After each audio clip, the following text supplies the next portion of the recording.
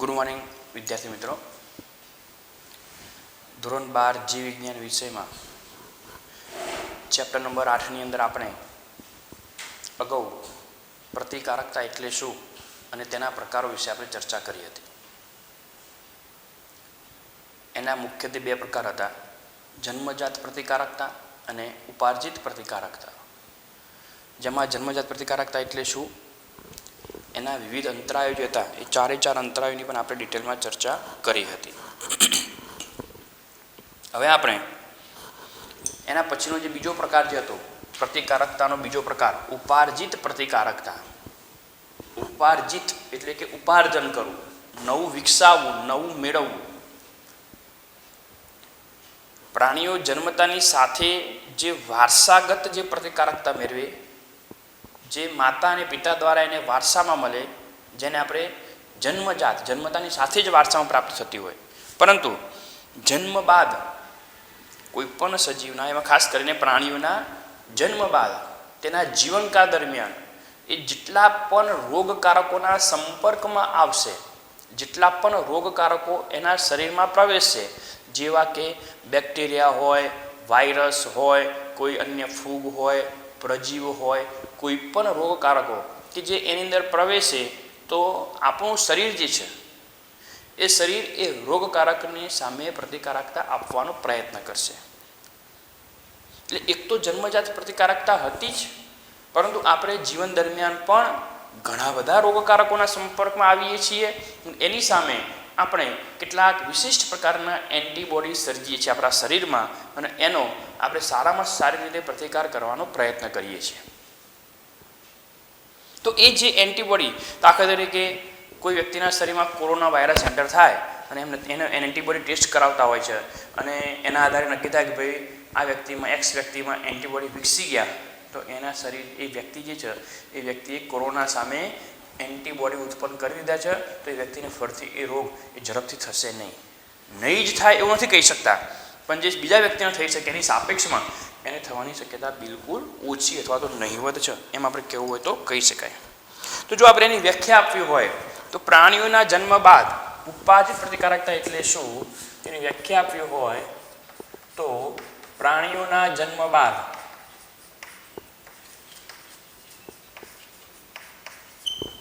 એવું જન્મતાની સાથે હતું, જન્મથી જ, જન્મના સમયથી જ જે હાજર હતી એ જન્મજાત.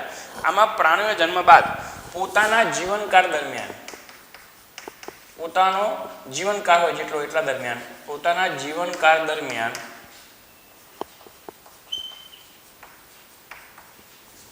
દરેક પ્રાણીનો જીવનકાળ કેવો હોય તો જુદો જુદો હોય. તો પોતાના જીવનકાળ દરમિયાન રોગોનો સામનો કરવા માટે, પોતાના જીવનકાળ દરમિયાન રોગોનો સામનો કરવા માટે પોતાના શરીરમાં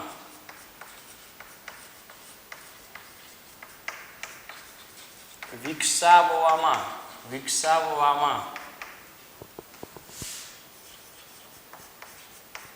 આવતી પ્રતિકારકતા, પોતાના શરીરમાં વિકસાવવામાં આવતી પ્રતિકારકતા, જેને આપણે જેને ઉપાર્જિત પ્રતિકારકતા કહે છે.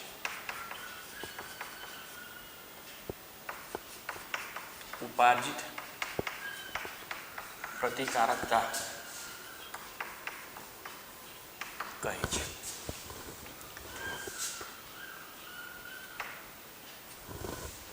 પ્રાણીઓના જન્મ બાદ વિકસાવવામાં આવતી પ્રતિકારકતા, ટૂંકમાં કહેવું હોય તો કહી શકાય, જેને આપણે ઉપાર્જિત પ્રતિકારકતા તરીકે આપણે ઓળખીશું. એ જે ચોક્કસ પ્રકારના જે રોગકારકો હોય એ રોગકારકો સામે ચોક્કસ પ્રકારની પ્રતિકારકતા હોય, માટે આ ચોક્કસ પ્રતિકારકતા તરીકે આપણે ઓળખીશું. ચોક્કસ પ્રતિકારકતા, ચોક્કસ રોગકારકો સામે ચોક્કસ પ્રતિકારકતા હોય.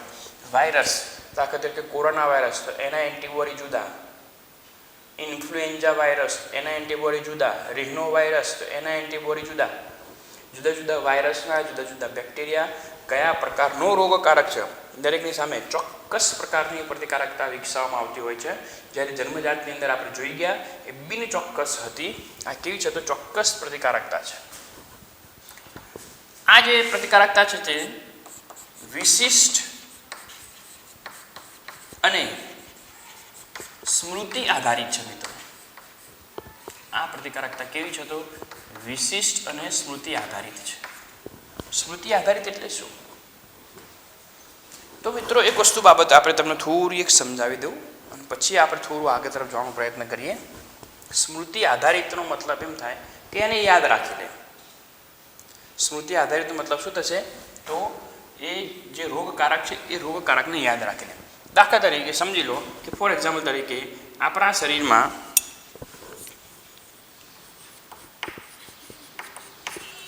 ટાઇફોઇડ રોગ માટે જવાબદાર બેક્ટેરિયા સાલ્મોનેલા, ટાઇફોઇડ રોગ માટે જવાબદાર બેક્ટેરિયા સાલ્મોનેલા ટાઇફી એ કોઈ કારણસર કોઈ બી પાણી કે ખોરાક દ્વારા આપણા શરીરમાં પ્રવેશે. સમજી લો તો આપણું શરીર જે છે એ આ જે બેક્ટેરિયા જે છે એ બેક્ટેરિયાને એક તો પહેલાં શું કરે? એને આઈડેન્ટિફાઈ કરે, એટલે કે એને ઓળખે. અને આપણા શરીરમાં આ ઉપાર્જિત પ્રતિકારકતા માટે વિશેષ પ્રકારનું આપણું શરીરનું જે રોગ પ્રતિકારક તંત્ર જે છે એ રોગ પ્રતિકારક તંત્રમાં બે પ્રકારના કોષો જોવા મળતા હોય છે, જેને આપણે બી કોષ અને ટી કોષ તરીકે ઓળખીએ છીએ. એની આપણે વિશેષ ચર્ચા કરીએ છીએ. પરંતુ જ્યારે આ રોગકારક આપણા શરીરમાં પ્રવેશે ત્યારે પ્રથમ વખત આપણે એ રોગકારકના સંપર્કમાં આવીશું. પ્રથમ વખત જ્યારે પણ આપણે કોઈ પણ રોગકારકના પ્રથમ વર્ગ સંપર્કમાં આવીએ ત્યારે આપણું શરીરમાં રહેલા બી કોષ અને ટી કોષ, ધ્યાનમાં રાખજો, બી કોષો અને ટી કોષો આ શું છે એને હું તમને ડિટેલમાં સમજાવું છું ફરીથી, પરંતુ હાલ પૂરતું ધ્યાનમાં રાખો. બી કોષ અને ટી કોષ બંને જે છે એ બંને મિત્રો એ પોતે, અને આના વિશે તમે અગાઉ પણ તમે શીખેલા છો, પણ તેમ છતાં હું થોડું ડિટેલમાં સમજાવવાનો પ્રયત્ન કરીશ કે બી કોષ અને ટી કોષ એ સૌ પ્રથમ જ્યારે કોઈ પણ રોગકારક આપણા શરીરમાં પ્રવેશે તો બી કોષ અને ટી કોષ દ્વારા જે પહેલો પ્રતિચાર આપવામાં આવશે જેને આપણે કહીશું પ્રથમ પ્રતિચાર. પહેલા આ રોગકારકોને આ કોષો એ ઓળખવાનો પ્રયત્ન કરશે અને બી કોષ જે છે એ બી કોષ એ પોતે એન્ટીબોડી ઉત્પન્ન કરશે અને ટી કોષ જે છે એ નવા નવા કોષો ઉત્પન્ન કરી અને પોતે કોષીય પ્રતિકારકતા આપવાનો પ્રયત્ન કરે છે. એન્ટીબોડી જે આપણે કહીએ છીએ, એન્ટીબોડી કોણ ઉત્પન્ન કરશે? તો બી કોષ ઉત્પન્ન કરશે.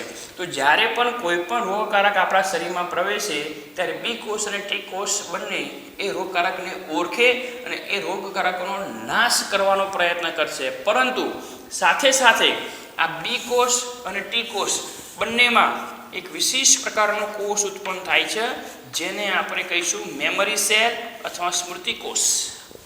એ રોગકારકને યાદ રાખી લે છે. જેના કારણે હવે આ રોગકારકને યાદ રાખી લે એટલે આ રોગકારક જો બીજી વાર આપણા શરીરમાં પ્રવેશે, એટલે કે જ્યારે પ્રથમ પ્રતિચાર પછી જ્યારે બીજી વાર કોઈ વખતે પ્રવેશે એ વખતે આપણું જે શરીર પ્રતિચાર આપશે જેને આપણે કહીશું દ્વિતીય પ્રતિચાર. પણ દ્વિતીય પ્રતિચાર આપણે ખૂબ ઝડપથી આપી શકશું કારણ કે ઓલરેડી પહેલેથી જ આપણા શરીરમાં એની ઓળખ ઊભી થયેલી છે. પહેલેથી જ આપણા શરીરમાં એને ઓળખતો સ્મૃતિકોષ હાજર છે. આ સ્મૃતિકોષને ખ્યાલ છે કે આ રોગકારક આપણા શરીરમાં કઈ રીતે હુમલો કરે છે, કઈ રીતે એનું ગુણન કરે છે, બધી બાબતોથી વાકેફ છે. ઝડપથી એ સ્મૃતિકોષ એ પોતે પોતાની સંખ્યામાં વધારો કરી પોતાનું એક સૈન્ય તૈયાર કરશે, લડાયક સૈન્ય તૈયાર કરશે અને આ રોગકારકનો શું કરી દેશે? નાશ કરી દેશે. પણ જ્યારે આપણા શરીરમાં પ્રથમ વાર પ્રવેશે ત્યારે એને ઓળખવું, એને સમજવું, એને કઈ રીતે નાશ કરવો એમાં થોડી વાર લાગતી હોય. એટલા માટે પ્રથમ પ્રતિચાર પ્રમાણમાં થોડો ધીમો હોય સાપેક્ષમાં કોના? દ્વિતીય પ્રતિચારની સાપેક્ષમાં. જ્યારે બીજી વાર જે રોગકારક આપણા શરીરમાં પ્રવેશે તો આપણે ખૂબ સારી રીતે એનો નાશ કરી શકીએ છીએ. એટલા માટે એ બીજી વાર રોગકારક આપણા શરીરમાં પ્રવેશતા નથી. માટે નાનપણમાં થયેલા ઓરી કે છબડા, કોઈ દિવસ કોઈ નાના બાળકને ઓરી કચબડા થયા હોય તો પછી ભવિષ્યમાં બીજી વાર થતા નથી અથવા તો થવાની શક્યતા ઓછી હોય. કારણ કે ઓરી અછબડાના જે વાયરસ જે છે એ વાયરસને આપણું શરીર ઓળખી ગયું હોય છે. અને આ સ્મૃતિના આધારે જ મિત્રો રસીકરણ શોધાયું છે. આપણે જે રસીકરણની જો કદાચ થોડી ઘણી ચર્ચા કરીએ તો જે રસી આપવામાં આવે છે તે રસી એટલા માટે આપવામાં આવી કારણ કે આપણા શરીરમાં આ બી કોષ અને ટી કોષ દ્વારા શું ઉત્પન્ન થાય છે? સ્મૃતિ કોષ ઉત્પન્ન થાય છે. હવે દાખલા તરીકે ટાઇફોઇડની રસી આપવામાં આવે તો આ સાલ્મોનેલા ટાઇફી નામના બેક્ટેરિયા સામાન્ય પરિસ્થિતિમાં આપણા શરીરમાં જીવંત સ્થિતિમાં પ્રવેશશે અને આપણે એનો પ્રથમ પ્રતિકાર કાં તો દ્વિતીય પ્રતિકાર આપવાનો પ્રયત્ન કરશું, પરંતુ જ્યારે આને રસી આપવામાં આવશે ત્યારે આ ટાઇફોઇડ માટે જવાબદાર બેક્ટેરિયાને આપણે ઊંચા તાપમાને ગરમ કરી અને નિષ્ક્રિય જે બેક્ટેરિયા જે છે એ નિષ્ક્રિય બેક્ટેરિયાને આપણા શરીરમાં પ્રવેશ કરાવીશું. એ નિષ્ક્રિય બેક્ટેરિયા નાના બાળકને જ્યારે અંદર એન્ટર કરવામાં આવે તો એ નિષ્ક્રિય છે, સક્રિય નથી. એટલે એ અંદર જઈને કોઈ ચાયાપચય ક્રિયા નહીં કરે, પણ એ બેક્ટેરિયાને આપણું શરીર ઓળખશે. પેલું જીવન સ્થિતિમાં પ્રવેશતું હતું, આ નિષ્ક્રિય સ્થિતિમાં એટલે મૃત સ્થિતિમાં આપણા શરીરમાં પ્રવેશે અને એ આપણા શરીરમાં રહેલા બી કોષ અને ટી કોષ અથવા તો નાના બાળકના શરીરમાં રહેલા બી કોષ અને ટી કોષ એ સ્મૃતિ કોષ ઉત્પન્ન કરી લે. તો ભવિષ્યમાં એ બાળકના શરીરમાં જો જીવંત સ્થિતિમાં પણ જો આ બેક્ટેરિયા પ્રવેશે તો ઓલરેડી આપણે રસી દ્વારા એની અંદર શું ઉત્પન્ન કરી દીધું છે? સ્મૃતિ કોષ આપણે બનાવી દીધો છે, એન્ટીબોડી વગેરે બનાવી દીધા છે. એટલે ઓટોમેટિકલી એ જે બેક્ટેરિયા આપણા પર આવી થઈ શકશે નહીં. માટે જેની રસી આપણે આપીએ છીએ એ રસીથી લગભગ રોગ થવાની શક્યતા 70%, 80%, 90%, 95% હોતી નથી. આપણે એમ ન કહી શકીએ કે જેની રસી આપી છે રોગ થાય જ નહીં, 100% આપણે કહી શકતા નથી, પરંતુ સાપેક્ષમાં અન્ય વ્યક્તિ કરતાં આપણા શરીરનો બચાવ આપણે કરવો તો સરળતાથી કરી શકીએ છીએ. એટલા માટે આ ઉત્પાદિત પ્રતિકારકતા વિશિષ્ટ અને કેવી છે તો એ સ્મૃતિ આધારિત છે, કારણ કે એમાં શું ઉત્પન્ન થાય છે? સ્મૃતિ કોષો ઉત્પન્ન થતા હોય છે મિત્રો. તો આ ઉત્પાદિત પ્રતિકારકતા આપણે મેળવી લઈએ. ઓલરેડી આપણા શરીરમાં પહેલેથી જન્મજાત પ્રતિકારકતા હતી તો ખરી જ. આપણા શરીરમાં જન્મજાત પ્રતિકારકતા હતી અને જેમ જેમ આપણે જેટલા રોગકારકોના સંપર્કમાં આવતા જઈશું તેમ તેમ આપણા શરીરમાં બીજી નવી પ્રતિકારકતા વિકસતી જશે. એટલે કે આપણી ટોટલ પ્રતિકારકતામાં, કુલ પ્રતિકારકતામાં વધારો થશે. એટલે કે જન્મજાત પ્રતિકારકતા દ્વારા મળતા જન્મજાત પ્રતિકારકતા દ્વારા આપણને મળતી પ્રતિકારાત્મક રક્ષણ જે છે અથવા રક્ષણાત્મક પ્રતિકારકતા જે છે એમાં વધારો કરતી જો કોઈ પ્રતિકારકતા હોય તો એ શું છે? તો એ ઉપાર્જિત પ્રતિકારકતા છે, જે એ ખાસ કરીને એ સ્મૃતિ કોષ ઉપર આધારિત હોય છે. ઉપાર્જિત પ્રતિકારકતામાં બે પ્રકારના પ્રતિચાર. કેટલા પ્રકારના? બે. એક પ્રથમ પ્રતિચાર અને બીજો દ્વિતીય પ્રતિચાર. પ્રથમ પ્રતિચાર એટલે શું? જ્યારે આપણું શરીર કોઈ રોગકારકોના પ્રથમ વખત સંપર્કમાં આવે ત્યારે જે પ્રતિચાર આપવામાં આવે તેને આપણે પ્રથમ પ્રતિચાર તરીકે ઓળખીશું. જેનું મેં સાલ્મોનેલા ટાઇફી નામના બેક્ટેરિયાનું ઉદાહરણ દ્વારા તમને સમજાવવાનો પ્રયત્ન કર્યો.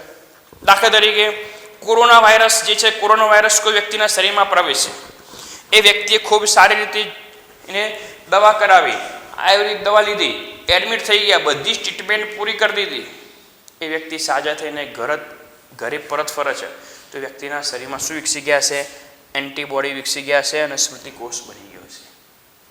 એન્ટીબોડીનો વિકાસ થઈ ગયો અને એન્ટીબોડી જે છે, એન્ટીબોડી એટલે આ બી કોષ કે ટી કોષનો સ્મૃતિ કોષ બની ગયો. એટલે ભવિષ્યમાં બીજી વાર એના શરીરમાં જો કોરોના વાયરસ એન્ટર થાય તો એ જેના શરીરને રોગ નહોતો થયો એ વ્યક્તિ કરતાં, એટલે કે સામાન્ય વ્યક્તિ કરતાં એ વ્યક્તિ ખૂબ સારી રીતે એનો શું કરી શકશે? પ્રતિચાર કરી શકશે. જ્યારે એ રોગકારક બીજી વાર જ્યારે આપણા શરીરમાં પ્રવેશે છે અને જ્યારે આપણું શરીર પ્રતિચાર આપે છે એ પ્રતિચારને આપણે દ્વિતીય પ્રતિચાર તરીકે આપણે એને ઓળખીશું. દ્વિતીય પ્રતિચાર જે છે મિત્રો, એ દ્વિતીય પ્રતિચાર એ સાપેક્ષમાં કેવો હોય તો તીવ્ર હોય. અને પ્રથમ પ્રતિચાર જે છે એ પ્રથમ પ્રતિચારની તીવ્રતા સાપેક્ષમાં કેવી હોય? ઓછી હોય. એટલે દ્વિતીય પ્રતિચાર વખતે પ્રથમ હુમલાની સ્મૃતિના કારણે, પ્રથમ હુમલો થયો તો એ વખતે આપણા શરીરમાં સ્મૃતિ રહી ગઈ હતી, એને રોગકારકનો ઓળખી લીધો હતો. કયા પ્રકારનો બેક્ટેરિયા છે, કયા પ્રકારનો વાયરસ હોય, કયા પ્રકારની ફૂગ હોય, કયા પ્રકારનો પ્રજીવ છે, એ બધાને આપણું રોગ પ્રતિકારક તંત્ર ઓળખી શકે છે. અને અગાઉ પણ મેં વાત કરી હતી કે આપણા રોગ પ્રતિકારક તંત્રની એક ખાસ લાક્ષણિકતા છે કે પોતે સ્વજાત અને પરજાતને ઓળખવા માટેની ક્ષમતા ધરાવે છે. કયો અણુ એ સ્વજાત છે, કયો અણુ પરજાત છે, એટલે કયો અણુ આપણા શરીરમાં પ્રવેશશે તો આપણને નુકસાન નહીં કરે, અથવા કયો પદાર્થ આપણા શરીરમાં પ્રવેશશે. કે દાખલા તરીકે વન ટાઈપ ઓફ એક નાનું સ્વરૂપ ઉદાહરણ લઉં. કોઈ વ્યક્તિ દાખલા તરીકે છાશ ખાય છાશ પીવે તો એને એલર્જી પણ થઈ શકે, કેટલાકને નથી થતી. આ કેટલાક ખાદ્ય પદાર્થો કેટલાકને અનુકૂળ આવતા હોય છે, કેટલાકને અનુકૂળ નથી આવતા. તો જેને અનુકૂળ આવતા હોય એના માટે એ સ્વજાત થયું, અને જેને અનુકૂળ ન આવતા હોય એના માટે પરજાત થયું. તો આ સ્વજાત અને પરજાત વચ્ચેનો ભેદ પારખવાની ક્ષમતા એ આપણા રોગ પ્રતિકારક તંત્રમાં રહેલી છે. તો આ વાત થઈએ પ્રથમ પ્રતિચાર અને દ્વિતીય પ્રતિચારની. એટલે ઉપાજિત પ્રતિકારકતા એટલે શું? ઉપાજિત પ્રતિકારકતા એ જન્મજાત પ્રતિકારકતામાં વધારો કરતી એક વિશિષ્ટ પ્રકારની એક પ્રતિકારકતા છે. આ પ્રતિકારકતામાં બે પ્રકારના પ્રતિચાર જોવા મળશે, જે પ્રથમ પ્રતિચાર અને દ્વિતીય પ્રતિચાર. આ બંને પ્રતિચારમાં આપણા શરીરના કેટલાક કોષો મહત્વનો ભાગ ભજવે છે. એના વિશે મારે તમને થોડું સમજાવવું છે. તો કોણ ભાગ ભજવશે? તો મિત્રો, આપણું જે રુધિર જે છે એ આપણા રુધિરમાં આપણે જાણીએ છીએ કે રુધિરમાં આપણા શરીરમાં રુધિર રસ અને રુધિર કોષો આવેલા છે, જેના વિશે તમે અગાઉ રુધિરા મિશ્રણ તંત્રમાં તમે શીખી ગયા છો. રુધિર રસ અને રુધિર કોષો, આ જે રુધિર કોષો જે છે મિત્રો, એ રુધિર કોષોમાં ત્રણ પ્રકારના રુધિર કોષો છે. કયા પ્રકારના? ત્રણ. એક રક્તકણ, એક છે રક્તકણ, બીજું છે એ શ્વેતકણ, અને ત્રીજા જે છે તે ત્રાકકણ. આપણે તમે જાણો છો આટલા ત્રણ પ્રકારના કોષો આપણા શરીરમાં રુધિરમાં આવેલા હોય. એમાં સૌથી મહત્વના છે આપણા માટે જે આપણા શરીરના રક્ષણ કરતા, તમે જાણો છો આપણા શરીરના સૈનિકો તરીકે ઓળખાતા એ કોણ છે? તો શ્વેતકણ છે, જેને આપણે સફેદ કણ તરીકે આપણે ઓળખીએ છીએ. આ શ્વેતકણના મિત્રો બે પ્રકાર પડશે. હવે એ તમને મેં ડિટેલમાં સમજાયેલા છે 11મા ધોરણમાં, એટલા માટે હું હાલ ડિટેલમાં બહુ લખતો નથી.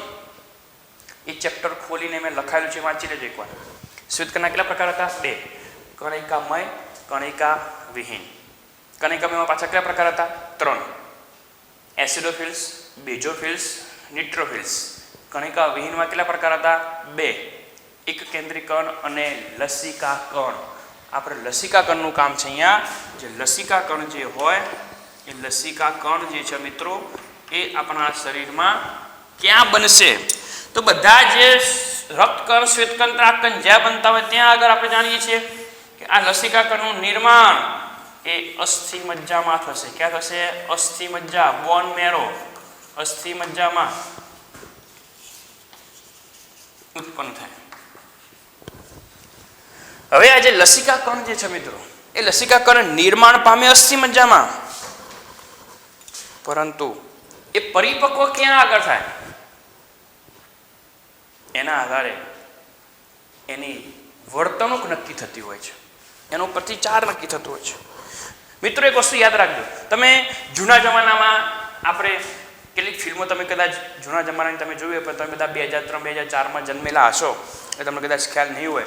પણ જૂના જમાનામાં જ્યારે ફિલ્મો ચાલુ થતી ત્યારે એમાં જ્યારે સ્ટાર્ટિંગ થતું, નંબરિયા પર્વની શરૂઆત થતી, ત્યારે ડાકુ, પોલીસ, એમાં પોલીસ એ ડાકુની પાછળ પડ્યા હોય અને ઝડપથી એ નંબરિયા પડતા પડતા જ્યારે ધ એન્ડ આવવાની શરૂઆત થાય અને પિક્ચરની સ્ટાર્ટિંગ થવાનું હોય ત્યાં સુધીમાં એ ડાકુ છે, ડાકુ કોઈ એક પોલીસના બે છોકરા પૈકી એક છોકરાને ઉઠાઈને લઈ ગયા હોય.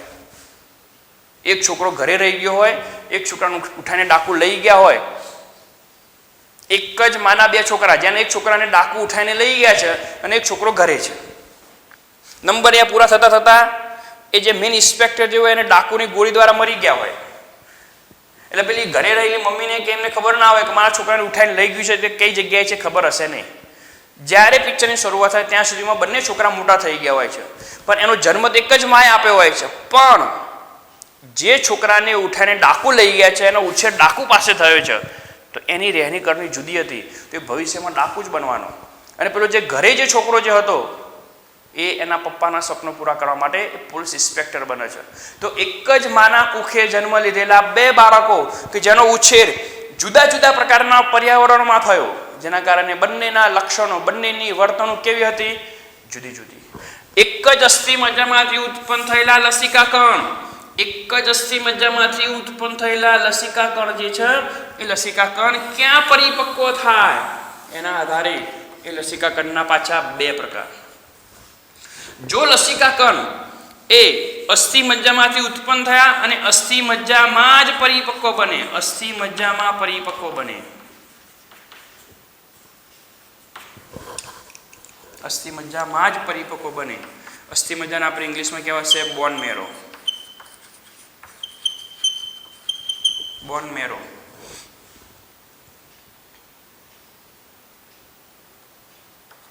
તો એના ઉપરથી બોન ઉપરથી બી શબ્દ ઉપરથી શબ્દ લીધે એમને એનું નામ આપ્યું બી લસિકા કોષ. કયું નામ આપ્યું? બી લસિકા કોષ. જે લસિકા કણ અસ્થિમજ્જામાં ઉત્પન્ન થયા અને અસ્થિમજ્જામાં એટલે કે બોન મેરોમાં જ પરિપક્વ થાય. બોન મેરોમાં જ પરિપક્વ થાય તો એને આપણે બી લસિકા કોષ તરીકે ઓળખીશું.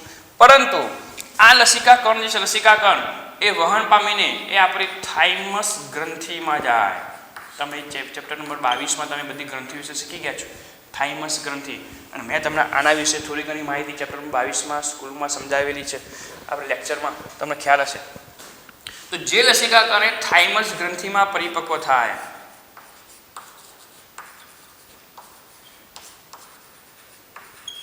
થાઇમસ ગ્લેન્ડ, તો એને આપણે કહીશું ટી લસિકા કોષ. એને આપણે શું કહીશું? ટી. થાઇમસમાં પરિપક્વ થાય માટે ટી, અને બોન મેરોમાં પરિપક્વ થાય માટે ટી. બી બોન મેરોમાં પરિપક્વ થાય માટે બી લસિકા કોષ, થાઇમસ ગ્રંથિમાં પરિપક્વ થાય માટે ટી લસિકા કોષ. તો આ બે પ્રકારના જે આપણે જે નામ આપ્યું કે બી લસિકા કોષ અને ટી લસિકા કોષ, તો કઈ જગ્યાએ પરિપક્વ થાય? તો બંનેનું પરિપક્વનું સ્થાન કેવું છે મિત્રો? જુદું જુદું. તો બંનેની વર્તણૂક, બંનેની કાર્ય પદ્ધતિ પણ કેવી છે મિત્રો? જુદી જુદી છે. જેમ પેલો ડાકુ જે છે, ડાકુનું કાર્ય પદ્ધતિ જુદી, પોલીસ ઇન્સ્પેક્ટરની કાર્ય પદ્ધતિ જુદી. એક જ મમ્મીના બે છોકરા, એક જ મા બાપના બે છોકરા, બંનેનો ઉછેર જુદી જુદી જગ્યાએ થયો. આનો ઉછેર પણ જુદી જગ્યાએ થયો, આનો ઉછેર પણ જુદી જગ્યાએ થયો, માટે બંનેની વર્તણૂક કેવી છે? જુદી જુદી. બંને ભેગા થઈને શું કરશે? બંને ભેગા થઈને એ પોતે એ એન્ટિજનનો નાશ કરશે. મિત્રો અહીંયા હું બી કોષ જે છે, બી લસિકા કોષ, એને હું એ ધ્યાનમાં રાખજો. બી લસિકા કોષ જે છે અને ટી લસિકા કોષ છે, એ બી લસિકા કોષ જે છે એ પોતે એ ચોક્કસ પ્રકારનું પ્રોટીન ઉત્પન્ન કરી, ચોક્કસ પ્રકારનું પ્રોટીન ઉત્પન્ન કરી, જેને આપણે નામ આપ્યું છે એન્ટીબોડી. એ એન્ટીબોડીનું નામ છે ઇમ્યુનોગ્લોબ્યુલિન. ચોક્કસ પ્રકારના એન્ટીબોડી ઉત્પન્ન કરી અને પોતે ચોક્કસ પ્રકારના એન્ટીબોડી ઉત્પન્ન કરી અને પોતે એ એન્ટીજનનો શું કરશે? નાશ કરશે. જ્યારે ટી લસિકા કોષ જે છે, એ ટી લસિકા કોષ એ ચોક્કસ પ્રકારના કોષો ઉત્પન્ન કરશે. કોષો દ્વારા પ્રતિકારકતા આપે માટે એને આપણે કહીશું કોષીય પ્રતિકારકતા.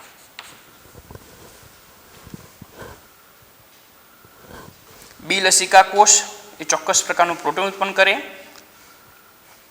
એ પ્રોટીન જે છે જેને આપણે એન્ટીબોડી તરીકે ઓળખીએ, કારણ કે આપણા શરીરમાં જે એન્ટીજન, જે રોગકારક પ્રવેશ છે એને આપણે એન્ટીજન તરીકે ઓળખીશું. એ એન્ટીજનનો નાશ કરવા માટે જવાબદાર જેને આપણે શું કહીશું?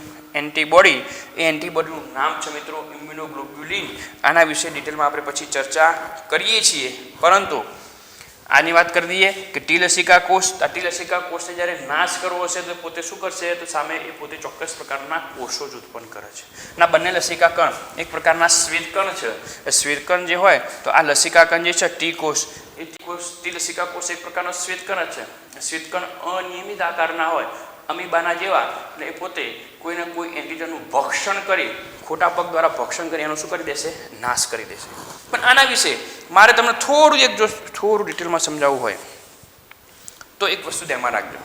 હું થોડું એક તમને ટી કોષ વિશે થોડી એક માહિતી આપી દઉં. ટી કોષ, ટી કોષ તમને એટલો તો ખ્યાલ આવી ગયો કે જે બોન મેરોમાં પરિપક્વ થાય તેને બી લસિકા કોષ, જે એન્ટીબોડી ઉત્પન્ન કરી અને પોતે એન્ટીજનનો નાશ કરશે.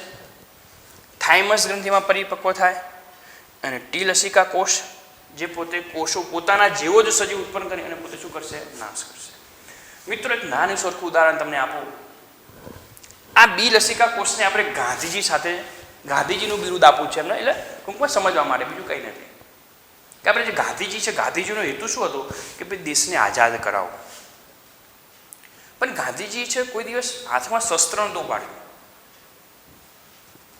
સત્ય અને અહિંસા એ બંને ઉપર જ એમને આ દેશને આઝાદી અપાવી છે. તો જે ગાંધીજી હતા, એ ગાંધીજીએ શું કર્યું? ગાંધીજીએ પોતાના વિચારો જેવા વ્યક્તિઓ ઊભા કર્યા, પણ પોતાના વિચારો જેવા. એ ડાયરેક્ટ કોઈ દિવસ આપણા દેશને આઝાદ કરવા માટે અંગ્રેજો સાથે સીધી વાત નથી ભીડી. એમને પોતાના જેવા વ્યક્તિઓ ઉત્પન્ન કર્યા અને એ વ્યક્તિઓ તૈયાર થયા અને એમને ગાંધીગીરીથી, પ્રેમથી અંગ્રેજોને આ દેશ છોડવા માટે મજબૂર કર્યા.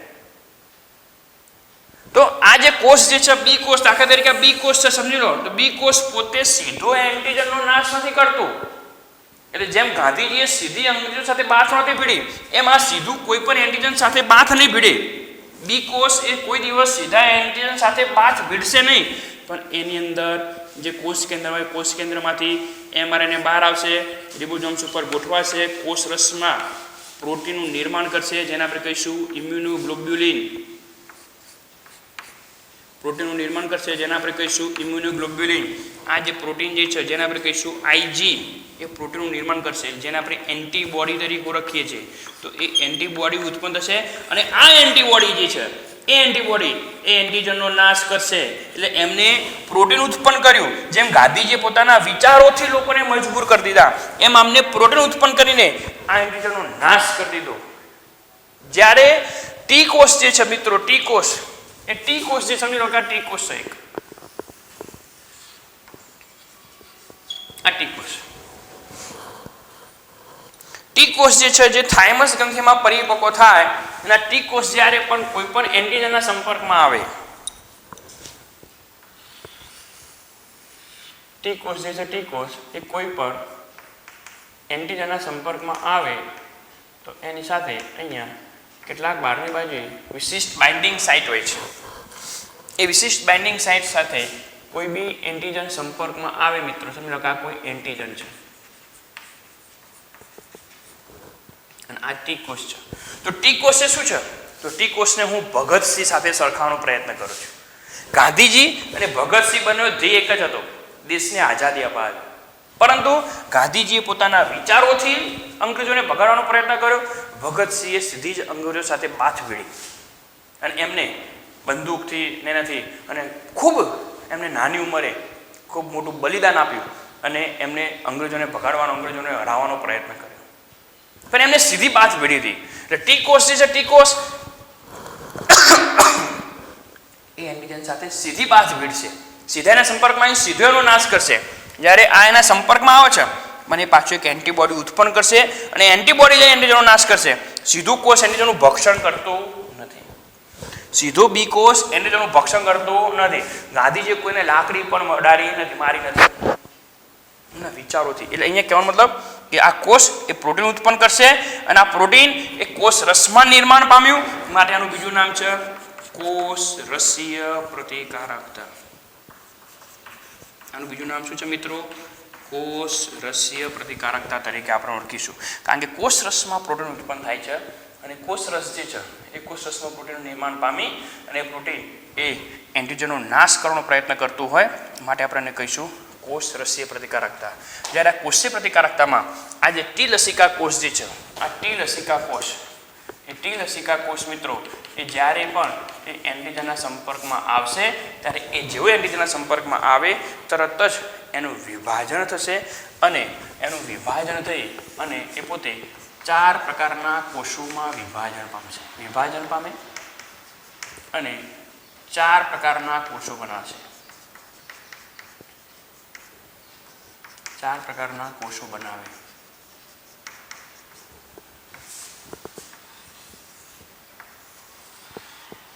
આ એક કોષ,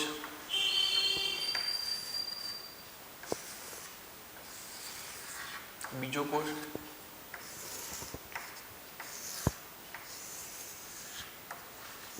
ત્રીજો કોષ અને ચોથો કોષ. 4 પ્રકારના કોષો. પણ આ 4 પ્રકારના કોષોની સંખ્યા અસંખ્ય છે, પણ પ્રકાર કેટલા? 4. જેમાં એક વાયરસગ્રસ્ત ચેપગ્રસ્ત કોષ છે, જેને આપણે કહીશું મારક ટી કોષ. વાયરસગ્રસ્ત ચેપગ્રસ્ત કોષ જે છે, જેને આપણે કહીશું મારક ટી કોષ તરીકે ઓળખીશું. એક કોષ જે છે જે એ પોતે કોઈનો નાશ નહીં કરે, કોઈનો વિરોધ નહીં કરે, ખાલી સ્મૃતિ યાદ રાખી લે છે, જેને આપણે કહીશું સ્મૃતિ કોષ. એક કોષ જે છે જેને કહેવામાં આવશે નિગ્રાહક ટીકોષ. એક કોષ છે જેને કહેવામાં આવશે નિગ્રાહક ટીકોષ. અને ચોથો જે કોષ જે છે જેને આપણે કહીશું મદદ કરતા ટીકોષ, હેલ્પફુલ ટીકોષ. આમ 4 પ્રકારના એ કોષો ઉત્પન્ન કરી દે છે. જ્યારે ટી લસિકા કોષ કોઈ પણ એક એન્ટીજનના સંપર્કમાં આવશે તરત જ એ વિભાજન પામશે અને વિભાજન પામીને એ પોતે 4 પ્રકારના કોષોમાં ડિવાઈડ થઈ જાય છે. જેમાં મારક ટીકોષ, મારક ટીકોષ જે છે એ તેઓ એન્ટીજન શરીરમાં જે સ્થાનેથી પ્રવેશે તે સ્થાને પહોંચી જઈ અને એન્ટીજન ઉપર, એન્ટીજનમાં જે સ્થાનેથી પ્રવેશે તે સ્થાને પહોંચી જઈ અને પોતે એ એન્ટીજન ઉપર હુમલો કરી અને એનો શું કરશે, નાશ કરવાનો પ્રયત્ન કરશે. આ ઉપરાંત આ મારક ટીકોષ કેટલાક એવા રસાયણો પેદા કરે છે જે એન્ટીજનની ફરતે ગોઠવાઈ જશે અને બીજા અન્ય જે ભક્ષક કોષો જે છે એ ભક્ષક કોષો એને ઓળખી શકે અને એનો નાશ કરી શકે. કેટલીક વખતે સામાન્ય રીતે કોઈ મેળો હોય કે પબ્લિક વધારે ભેગી થઈ હોય એમાં કોણ ચોર છે આપણને ખબર પડે નહીં, પણ એ ચોર જો ચોરી કરતા પબ્લિક ભેગી થઈ જાય, ચોરને પકડી રાખે તો પોલીસને ખબર પડશે અહીંયા કંઈક થયું છે, તરત જ પોલીસ ત્યાં આગળ જઈને ચોરને પકડી લઈ જશે. એમ આપણા શરીરમાં ઘણા બધા એન્ટીજન એવા સ્વરૂપના હોય છે કે જેને આપણે સરળતાથી ઓળખી નથી શકતો આપણું કોષ, ભક્ષક કોષો. એ ભક્ષક કોષો ન ઓળખી શકતા હોવાથી આ મદદ મારક ટીકોષ એને ઓળખી એની ફરતે એવા રસાયણો ઉત્પન્ન કરી દેશે, રસાયણો નિર્માણ કરીને એની ફરતે એવું લેયર બનાવી દેશે એન્ટીજનની બાજુમાં કે જેના કારણે ભક્ષક કોષ એને સરળતાથી ઓળખી શકે, તરત એનો શું કરી દે તો એ નાશ કરી દે. એટલે ભક્ષક કોષો વધુ ઝડપથી એન્ટીજનનો નાશ કરે એના માટે ઉત્તેજવાનો પ્રયત્ન એ કોણ કરશે તો એ નૈસર્ગિક મારક ટીકોષો પોતે કરશે. આ નૈસર્ગિક મારક ટીકોષો એ પોતે કેટલાક આપણા શરીરમાં રહેલા કેન્સરગ્રસ્ત કોષો જે છે એનો પણ નાશ કરવા માટે પોતે જવાબદાર છે. ચલો આની વાત પૂરી થઈ. સ્મૃતિકોષ, સ્મૃતિકોષનું કાર્ય શું? જે એન્ટીજનના સંપર્કમાં આવ્યો છે, બેક્ટેરિયા હોય, વાયરસ હોય, પ્રજીવ હોય કે કોઈ પણ વાયરસ, કોઈ પણ એન્ટીજન એને યાદ રાખી લેશે. એટલે પ્રથમ પ્રતિચાર વખતે એને યાદ રાખી લેશે. એટલે આ સ્મૃતિકોષ એમને આપણા શરીરમાં આજીવન રહે. એટલે ભવિષ્યમાં જે રોગકારક બીજી વાર આપણા શરીરમાં પ્રવેશે ત્યાં સ્મૃતિકોષ ઝડપી ડિવાઈડ થઈ અને ફરતી પાછા એનું શું કરશે કે ભાઈ આનો તોડા છે, એટલે બીજો પ્રતિચાર જે આપવાનો હોય એ પ્રથમ પ્રતિચાર કરતાં થોડો ઝડપી હોય અને એ રોગને આપણી ઉપર હાવી થવા દઈશું નહીં. મદદ કરતા ટીકોષ, મદદ કરતા ટીકોષનું કાર્ય શું છે? તો મદદ કરતા ટીકોષ એ બી કોષો જે હોય મિત્રો, એ બી કોષોને એન્ટીબોડી, બી કોષોને એન્ટીબોડી ઉત્પન્ન કરવા માટે ઉત્તેજે. બી કોષોને એન્ટીબોડી ઉત્પન્ન કરવા માટે ઉત્તેજશે. બી કોષો એન્ટીબોડી ઉત્પન્ન કરે, ઉત્તેજવું, બહારથી એને પ્રેરવું.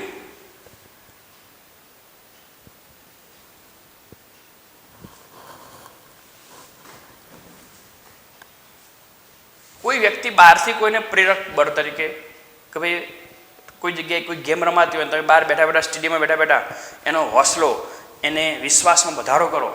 જો ના હોય કોઈ તો કેટલીક વખતે કેટલાક વ્યક્તિ નિરાશ થઈ જતા હોય છે. તો અહીંયા મદદ કરતા ટી કોષ જે છે એ બી કોષને એન્ટીબોડી ઉત્પન્ન કરવા માટે પ્રેરતા હોય છે. માટે જ મિત્રો HIV વાયરસ તમે શીખી ગયા, HIV વાયરસ એ સીધું જ કોની પર હુમલો કરે? મદદ કરતા ટી કોષ પર હુમલો કરશે.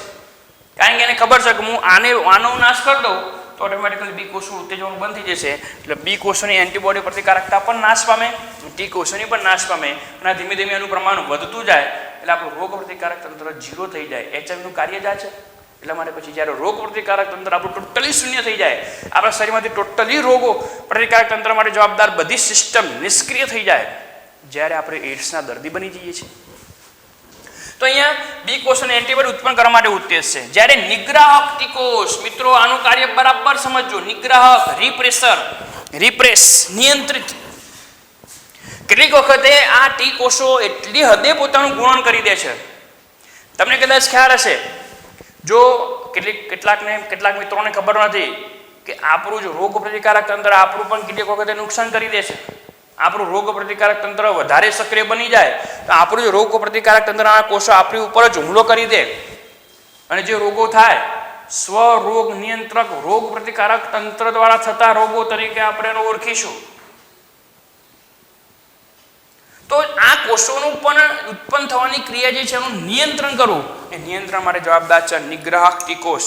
નિગ્રાહક ટીકોષ જે છે મિત્રો એ બી કોષ અને અન્ય કોષોને બિન અસરકારક બનાવે તેવા પદાર્થ મુક્ત કરશે.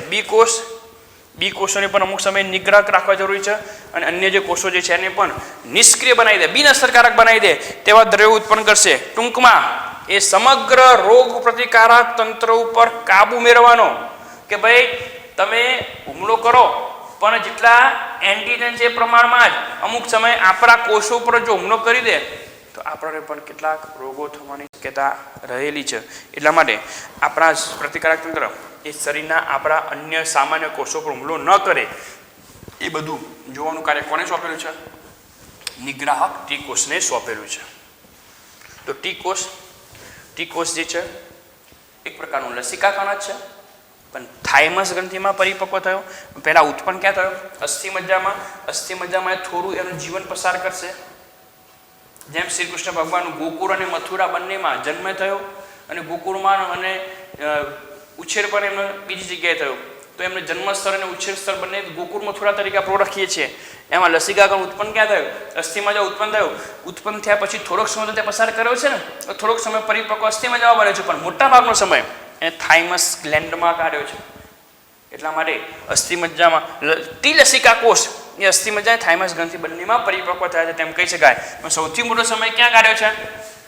થાઇમસ ગ્રંથિમાં. જ્યારે બી કોષ થાઇમસ ગ્રંથિમાં હતા, અસ્થિમજ્જામાં હતા અને અસ્થિમજ્જામાં જ પરિપક્વ થયા માટે આપણે બી કોષ તરીકે ઓળખીશું. અને આ થોડોક સમય, દાખલા તરીકે ફોર એક્ઝામ્પલ તરીકે 10 દિવસનો સમયગાળો હોય અથવા આને પરિપક્વ થવામાં, તો 1-2 દિવસ આમાં કાઢ્યા, બાકીના 8 દિવસ આમાં કાઢ્યા એમ. એટલા માટે બંને જગ્યાએ પરિપક્વ થયા છે એમ આપણે કહેવું હોય તો કહી શકીએ. અને આ ટી લસિકા કોષ જે છે એ લસિકા કોષ કોઈ પણ એન્ટીજનના સંપર્કમાં આવે તો 4 પ્રકારના કોષ બનાવશે. 1, 2, 3 અને 4. 4 પ્રકારના મિત્રો. આવા તો સંખ્યા હોય જેટલા એન્ટીજન હશે એટલા હશે, પણ પ્રકાર કેટલા? 4. અને પોતે આ કોષો એ જે છે એમાં નૈસર્ગિક મારકટી કોષ, એ કોષ પોતે જ એન્ટીજન ઉપર હુમલો કરી એનો નાશ કરે માટે એનું નામ આપ્યું છે કોષીય પ્રતિકારકતા. શું નામ આપ્યું એનું? કોષીય પ્રતિકારકતા તરીકે આપણે એને ઓળખીશું, જેને બીજા શબ્દોમાં કહેવાશે સેલ મેડિએટેડ ઇમ્યુનિટી.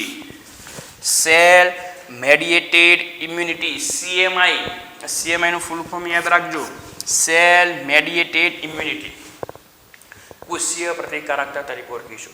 અને આનું સૌથી મહત્વ મિત્રો ધ્યાનમાં રાખજો, આ જે કોષીય પ્રતિકારકતા જે છે એ કોષીય પ્રતિકારકતાનું સૌથી મહત્વની બાબત એ છે સેલ મેડિએટેડ ઇમ્યુનિટી, કોષીય મધ્યસ્થી પ્રતિકારકતા તરીકે આપણે ઓળખીશું. આ જે છે એ પ્રતિકારકતા ટી કોષો દ્વારા એ આપવામાં આવતી પ્રતિકારકતા છે. ટી કોષો કોઈ દિવસ એ એન્ટીબોડીનું સર્જન કરતા નથી, પરંતુ બી કોષોને એન્ટીબોડી ઉત્પન્ન કરવા માટે એ પોતે શું કરશે? ઉત્તેજશે.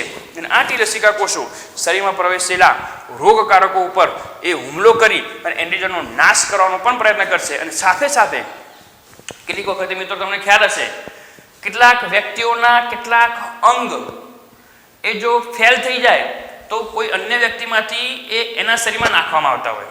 દાખલા તરીકે ફોર એક્ઝામ્પલ તરીકે મારા મૂત્રપિંડમાં ખામી સર્જાઈ, મારી કિડનીમાં ખામી સર્જાઈ છે, તો મારી 2 કિડનીમાંથી કોઈ એક કિડની ફેલ થઈ જાય તો મને કોઈ કિડની આપશે તો એ કિડની હું કોની લઈ શકું? જેના સૌથી વધુમાં વધુ જનીનો મેચ થતા હોય એની લઈ શકાય.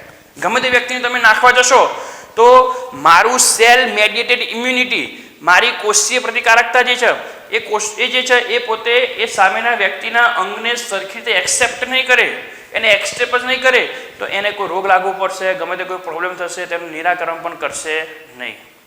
તો મારા શરીરમાં સૌથી સારા, જો મારા શરીરમાં કોઈ પ્રોબ્લેમ થયો હોય, મારે કિડનીની જરૂર છે, તો સૌથી સારામાં સારા દાતા કોણ? તો સૌથી સારામાં સારા દાતામાં જો પહેલો નંબર આવે જોડિયા ભાઈ બહેન હોય, તો જોડિયા ભાઈ બહેન હોય તેના જરીનો ખૂબ મેચ થતા હોય. નંબર 2 ભાઈ બહેન, કાં તો ભાઈ ભાઈ, કાં તો બેન બેન, ગમે તે. મારે કોઈ બેન હોય કે ભાઈ હોય મને કિડની આપશે તો સૌથી સારું. અમે 2 જોડિયા ભાઈ હોય તો એ પહેલાં આપે તો વધારે સારું, પણ નથી આપી શકતા તો ભાઈ બહેનમાંથી કોઈ પણ આપે તો પણ સારું. કદાચ એ પણ ના આપે તો ત્રીજા નંબરે આવશે આપણા મધર કે ફાધર. પણ આપણા મધર ફાધર કરતા સૌથી વધારે જનીનો આપણા ભાઈ બહેન જોડે મેચ થાય. ત્રીજા નંબરે આવશે આપણા મધર ફાધર. મધર ફાધરે પણ કદાચ ના આપી શકે એવી સ્થિતિમાં હોય તો પછી આપણા કોઈ પણ કુટુંબીજન, આપણા બ્લડ રિલેશન વાળા, એ ચોથા નંબરે આવશે. એ પણ ના આપી શકે તો આપણા સમાજના, આપણા નજીકના કોઈ વ્યક્તિ, એ પણ ના આપી શકે કોઈ પણ વ્યક્તિ આપણને એ કિડની આપી શકશે. પણ ગમે તેની કિડની આપણે નાખશું તો આપણું શરીર ઝડપથી સ્વીકારશે નહીં. આના પણ આખી એક થિયરી છે જે સ્વ અંગ પ્રત્યારોપણ અને પર અંગ પ્રત્યારોપણ અને અંગ પ્રત્યારોપણની આખી થિયરી છે, જેમાં કઈ રીતે પ્રતિકાર કરે વગેરે વગેરે. પણ તમારા બુકમાં નથી આપેલું એટલે આપણે નથી લેતા. પણ આપણે કોઈ પણ અંગને સરળતાથી સ્વીકારવું, કેટલા હદે સ્વીકારવું કે ન સ્વીકારવું, એ બધો નિર્ણય કે મારા બ્રધરની કિડની મારા શરીરમાં નાખી અથવા તો અન્ય કોઈ વ્યક્તિની, દાખલા તરીકે એક્સ વ્યક્તિ એટલે હું છું અને X1 મારા બ્રધર છે અને કોઈ અન્ય વ્યક્તિ 1 નંબરનો કોઈ વ્યક્તિ તો મારા બ્રધર મને કિડની આપશે તો મારું શરીર વધુમાં વધુ એને સ્વીકારશે.